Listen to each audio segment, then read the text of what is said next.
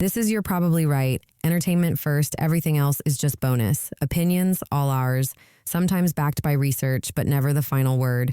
There are always exceptions, so take it with a grain of salt and a slight dusting of chili powder. That's the fight and the fright, we're searching for truth. Yeah. The quiet answer stays inside. Special episode, let's go. You are probably right, it cuts, but it heals, it stings, but it feels. Come on. You are probably right, I'm born to the cure, the pain in my soul. From gliding to ignite, we're finding the way, from biting to inside, what shadows give way. You are clouded light. Hey, what's up, y'all? It's MCM, and check it out. Today is September 15th, 2025, exactly 8:23 p.m. in the evening Eastern Standard Time. I decided to do it that way because, my podcast is generally evergreen. And I just wanted to talk about some things that are happening now. Now, as I said before, my episodes are generally evergreen. In other words, if you listen to this 50 years after I've made it, some of the information is probably pretty current and makes sense even then. But today, I want to do something a little bit different. I actually want to talk about some current events. I never, ever do this. The only time I did this was probably years back when I was talking about Russell Westbrook, and I think they were booing him or whatever it was when he was a LA Laker, and it was kind of interesting. But then I realized, it's like you do these current events, like all these people who do these current events regularly, it's like all this information, and 90% of your podcasts will be pretty much useless. And I know like maybe just people just want to get the current hits, but like, wouldn't you, I don't know. I guess it depends on the person, right? And maybe if you do both, it makes more sense. Like, people who do like interviews of famous people and in history, and I guess when they pass away and somebody wants to learn about that person, maybe they go back and watch the interview. You know what I mean? But just to do like regular news cycles, there's already so many people doing the news. But I just wanted to switch it up today. So anyways, welcome. This is You're Probably Right podcast. I am MCM, and I'm just going to go through, let's see, maybe seven or so topics, maybe. First, I'm going to keep it light. I was just thinking, this whole Shedeur Sanders situation where he's currently playing with the Cleveland Browns as a third string quarterback.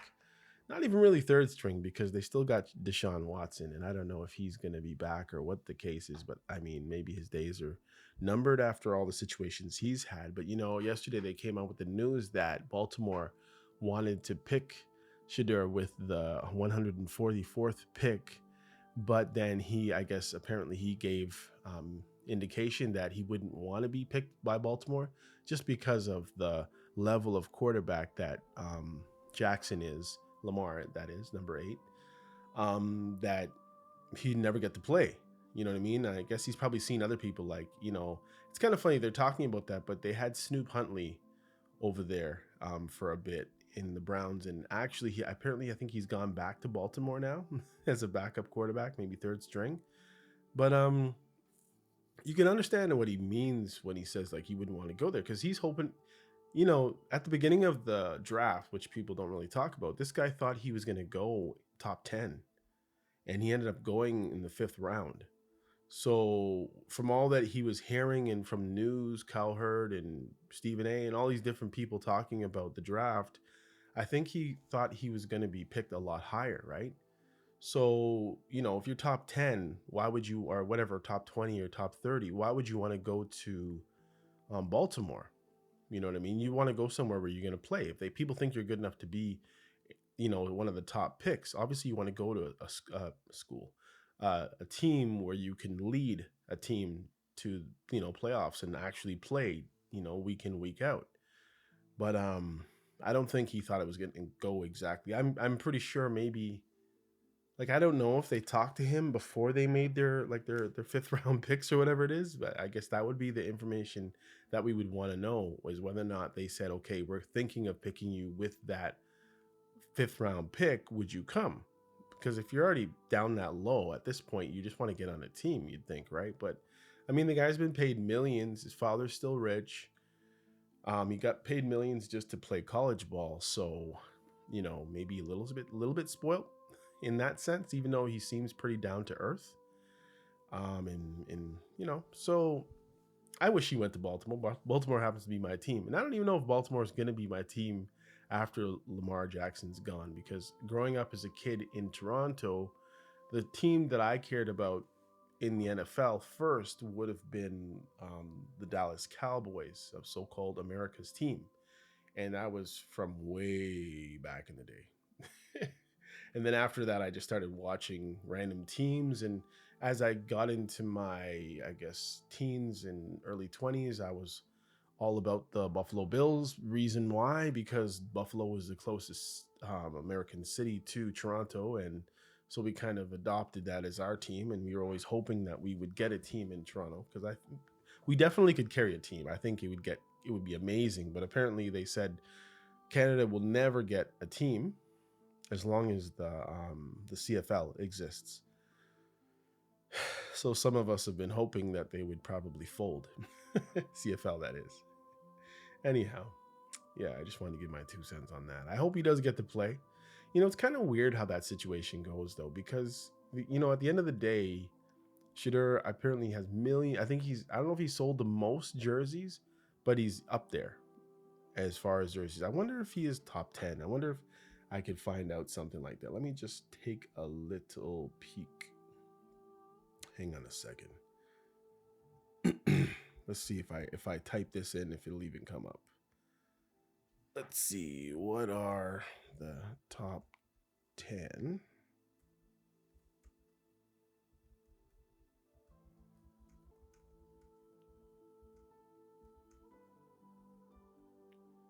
I don't know if it's going to give me this. I don't know if I need to use the...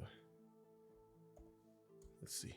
This can give it to me. Come on, come on, come on. Let's see. Is he even... Nope, he's not even top 10. Well, I'll tell you since we're here.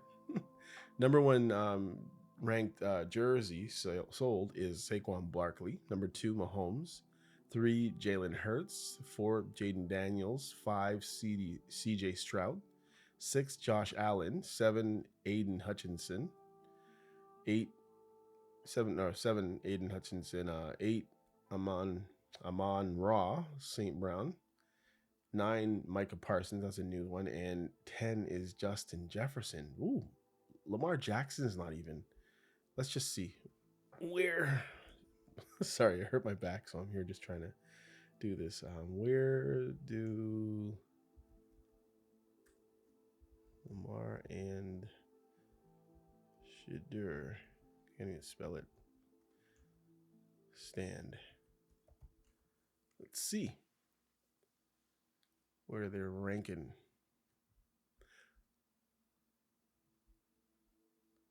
What is that? This thing literally spelled the name. I spelled it wrong. No, I didn't even spell it wrong. They put Lamar Jackson. He's ranked 18th in merchandise sales. But they spelled, oh, that's wild.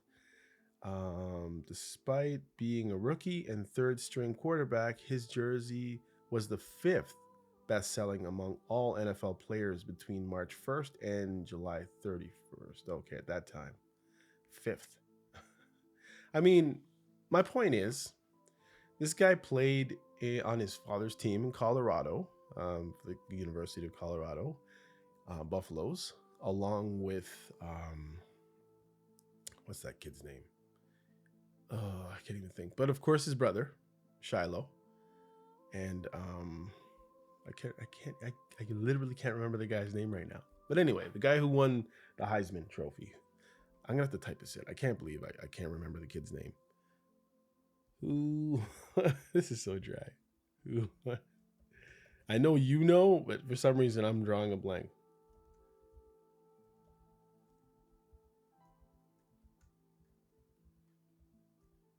Maybe I'm thinking maybe it's gonna come to me before I can type it, but apparently no. There you go. Travis Hunter. Jeez, I know you knew. So anyway, yeah. So Travis Hunter, they were all three on that team, including Wester is on that team, who is on the Baltimore Ravens. And it seems like that team was just a nice team, full of like they obviously didn't have the best offensive line, but it's just interesting, They had so many young stars, and Shedeur was at least number 2 on the team, but apparently he's in the 5th round. Somehow being picked, and people think that was a big I don't know, somebody sabotaged the kid. Apparently they said he was rude or something, or he was just too high-minded of himself, so therefore he got picked late, which is kind of crazy. Some people say he just didn't have the talent because all that behavior wouldn't have mattered. I mean, if anything, you'd think it would just him standing on your sideline, not even playing, is going to get more eyes on the television watching your team play. So I do still see it kind of weird. Like, everybody knows that. Like, put it this way, I never was a big college football fan, honestly. Like, the best thing I knew about college football was watching the movie Rudy and the Fighting Irish, the movie with Sean Austin. But like, I just wasn't a big college football fan, period. And I know that I watched, I think, every game that was televised last year of the Colorado Buffaloes, just from the big story, and mainly because of Travis Hunter and Shedeur and Dion and Shiloh. You know what I mean? And so did many other people. And they made so many of the games televised because they realized there was such a huge draw. So now that you have one of the biggest stories, you have Travis Hunter playing both ways on the Jackson Jaguars, and not doing such a great job so far. It's only been 2 games, but he's just getting used to it. He's a rookie still, even though he's super physically talented. Obviously, if you see this guy just play basketball and the dunks he's doing, like Vince Carter dunks, and he's a football player, and he's 6'2" or 6'1", something like that, 6'2", I think. Jumps out of the gym, and just amazing talent.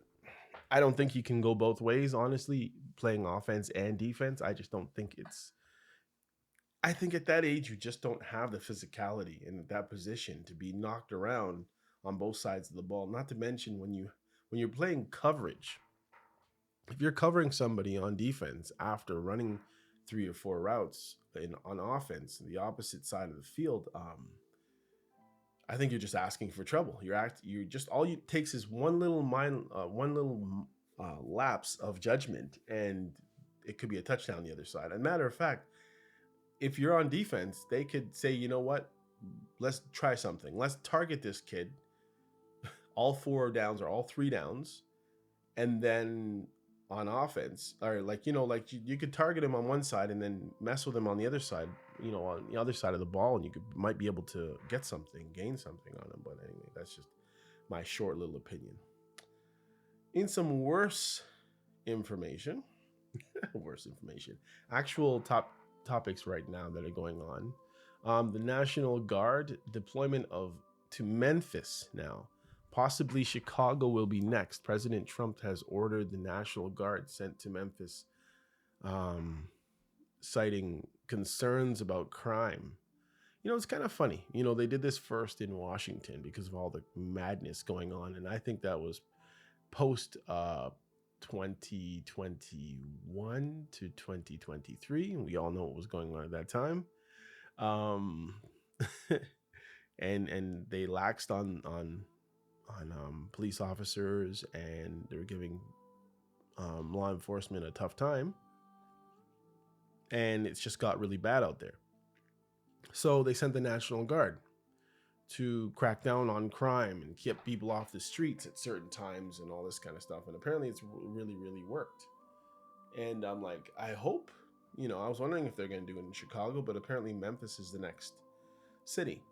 And, sometimes I think about, sorry, I'm sitting away from the microphone.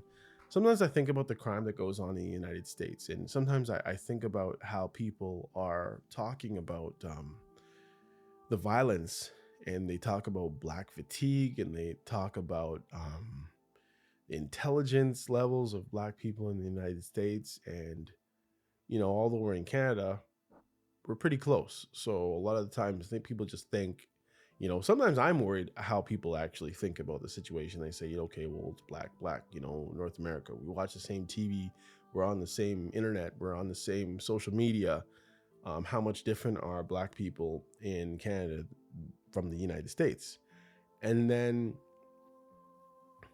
I look at the stuff that happens. Like I watch some of these YouTube channels of the police activity or blue crime or this and that. And the behaviors that I see in the middle of the streets in the United States is stuff that I have never, ever, ever, ever, ever seen in Canada. And maybe I won't say never, ever, ever, but very, very seldom in Canada the exact same way. Now, of course, Toronto has its inner city and has their tough areas, of course. I know people think we're all living in igloos out here and everybody says A every 5 seconds and, we're all soft and whatever it is. But trust me, it's pretty rough up here. I mean, the majority of black people that live in Canada come from one of the West Indian islands, and most being Jamaica, of course.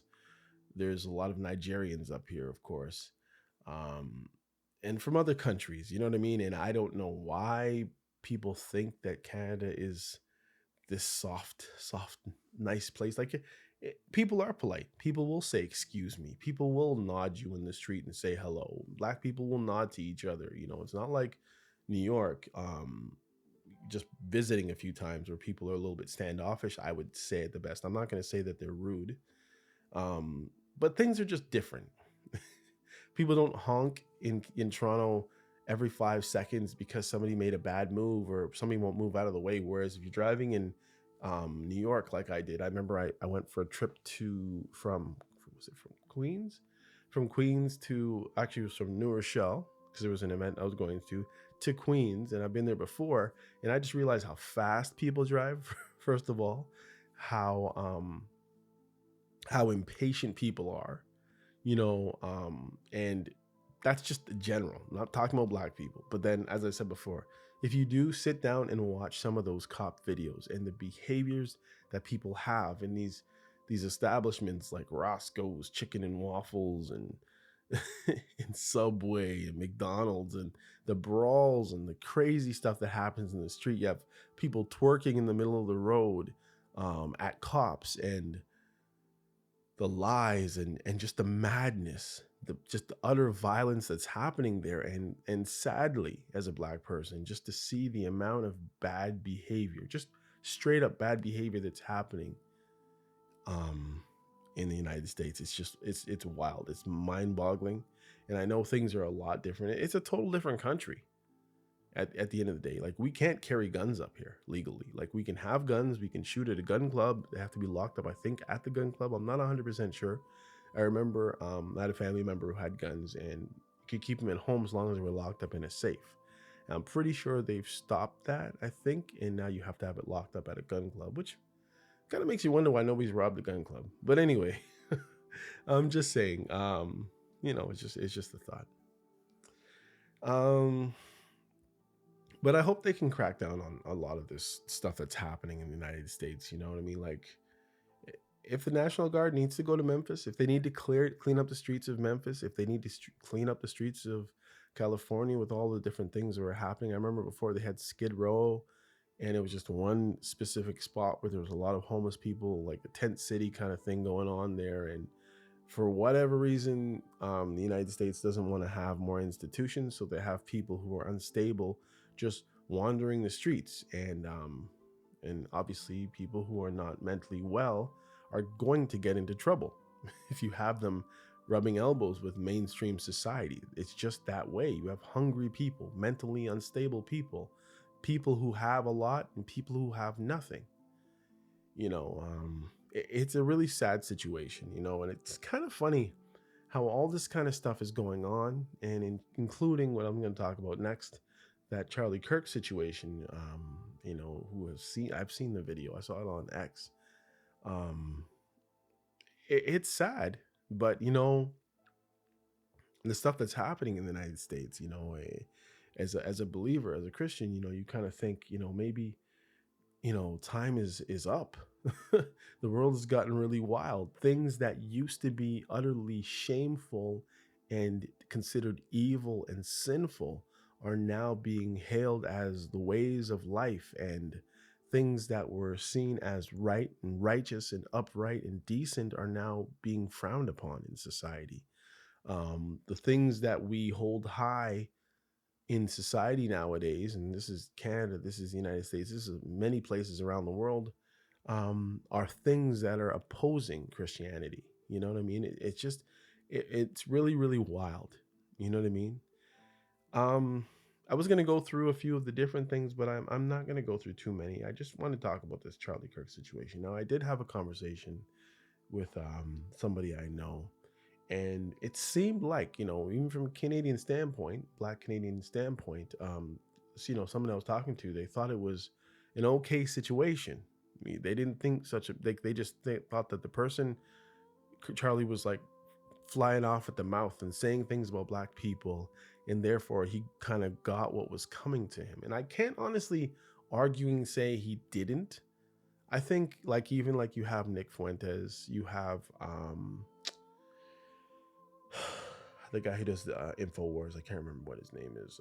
Alex Jones. You have the various pundits and people who are on left and right saying different things about the other side, and many people saying, that these guys over here on the right are all racists and they're just about white this and white that. People on the right are saying, conservative side, that, no, they're not about the color, but they're not about ignoring the obvious, the amount of bad behavior you're seeing from the Black community. The DEI stuff where they are hiring people of color for jobs that, if they were to competition fairly for some of these positions and jobs, they would not have gotten them. And honestly, I've seen it, and I always thought this was a bad way to go, because I've talked to people, in for the past, I would say 7 to maybe 10 years while this stuff was really ramping up. And I was like, personally, like, there was a job that I got, and wasn't really a political job, but it could be seen as that. But the person that hired me, I had a candid conversation with him. And I said, please tell me, listen, did I get this job because I am Black? Because if that's the case, honestly, I don't want the job. I don't want to be a black-faced in an organization and simply there just because I'm Black, when there were people who were more qualified for the job than myself. Now, of course, the person told me no. I don't really believe them. But I took the job because it was an opportunity to do something different than I've been doing. But honestly, when you look at all of this stuff, and I'm not really getting into the Charlie Kirk, the Trump stuff per se, in a serious in-depth, I'm just kind of just brushing over the topic a little bit. But the point is, I used to hear Charlie say different things. I used to hear Nick Fuentes, and I can honestly tell you, the stuff that I've heard Nick Fuentes say, it kind of hurt me as a Black person, to tell you the truth. And I understand that a lot of the stuff these guys say are sometimes backed by clear information. But at the same time, painting every Black person with a brush, or every white person with a brush, or every Mexican person with a brush, or every Ukrainian person with a brush, or Russian with a brush, it's too much. The hate that is in this world and the behaviors that people are carrying on with it's just disgusting. It's sad, And as I said before, it does hurt my feelings, of like, just, and they're just feelings, right? Of how people really view Black people in the United States. And then, it's funny enough, over the last year, there was this big Kendrick Lamar and Drake thing. And, their whole thing was, they're not like us. And I'm just saying, at the end of the day right now, I could honestly might say, thank God. You know what I mean? And not to say that people think we're amazing over here as Black people. There's ignorance over here. There's crime over here. We're not doing all of it. I don't know what the percentages are, and I guess anybody could probably just do a simple Google research. I know there's an overrepresentation of Black kids in care with like CAS, as far as kids that have been taken from their families because of their parents and the living situations and stuff like that up here. But I just think it's time that people take stock of where they are. People who say they are Christians, I think they need to get their noses and their eyes back into the Bible and read what the Bible says about behaviors. Because a lot of time you have people who are proclaiming these so-called religions, these belief systems, these ideologies, and their lives are not showing it. And simply, I would just say to anybody, remember something. You're not what you say you are. You are what you do. And I'm just saying, if anybody anybody hearing me, just YouTube anything you want. And if you're able to do that objectively, putting your liberalism and your conservatism, your left and your right aside, and just going in and looking at the situations for what they are, not for what your friends think, not for what other people who look like you think. But if you could look at the world, look at your life, look at the behaviors of people like you, from your community, from your family, in your household, through heaven's eyes, I think you can possibly have a life-changing experience. And I would honestly say, I don't care what you say. If you totally disagree with me, if you totally hate me as an individual for what I am, for what I was born as, for what I do, for what I've done, for what I say, for what I look like, no problem. And if I cause this much hate in your heart because of me, or what I look like, what I am, what I've done, what I do, what I say, I would hope that you don't just want to end my life. I would hope that you would like to share the facts. You want to steer me from the error that I am living in, or understanding and believing in the wrong things. I wouldn't think that you just want to end me. Like, I don't want to end people just because they don't agree with me, just because they come from a different walk of life, or from a different tax bracket, financial situation, a different demographic, a different lifestyle. Anyhow, I just wanted to say that. I don't usually do news, and I guess I still didn't really do news. Sometimes it just makes me think that the amount of stuff that's going on, it honestly feels like it's just distractions. Sometimes it's hard to believe that this is what, society, from a kid growing up in the late 70s and 80s to now living in the 2020s. And I can honestly say nothing in the past has prepared me for what the life is like now in this world, except for the Holy Bible. And now, I'm be honest with you. Things that we didn't even know how they were going to come about are now looking very evident as far as scriptures are concerned. And I thank God that I was exposed to the Bible as a young kid. Anyhow, guys, this has been a special episode of You're Probably Right. I would assume this is episode 264. Anyhow, have a nice night. Take care of yourself, or whatever time it is that you're listening to this. MCM out. Peace.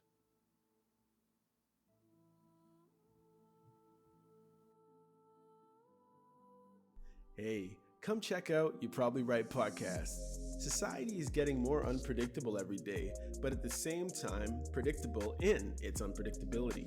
Say that 4 times real fast. Come with me as I attempt to find clarity in all the fog while staying way outside the box and kicking the box way down the road with my size 12 dogs. I use the Bible, experience, education, fortune, misfortune, life's lessons, life's mistakes to sort through all the mess. I talk about news, God, God, self-help, sports, sickness, health, music, parenting, love, humbleness, hurt, pain, joy, and all the things that might make you say, I never thought of it that way. Hopefully, anyway. Also, I take a stab at answering tough and not so tough questions, and all the while, understand that, listen, sometimes you end up in the hot seat and there's no thermostat. Well, that's how it is here. And because there's no topic, very few topics off the table, Torontonians will understand that Doug Ford reference there. Hopefully the podcast will be helpful and uplifting. And hey, maybe you'll find your own private Idaho here somewhere. Hope to see you soon.